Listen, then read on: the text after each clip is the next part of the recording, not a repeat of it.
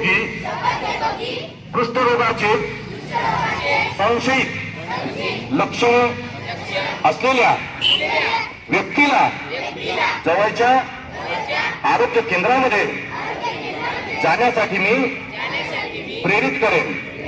जर कुष्ठरोग असेल तर त्याला पूर्ण उपचार मिळावेत यासाठी मी मदत करण्याची दक्षता घेईन।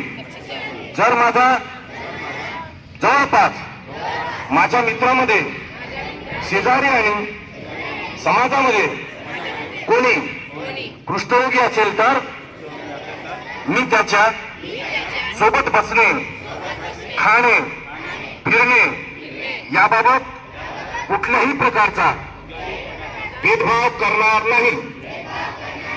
मी अशी सुद्धा शपथ घेतो की कुष्ठरोग पीडित व्यक्तीबरोबर सामाजिक भेदभाव होणार नाही यासाठी मी नेहमी प्रयत्नशील राहील।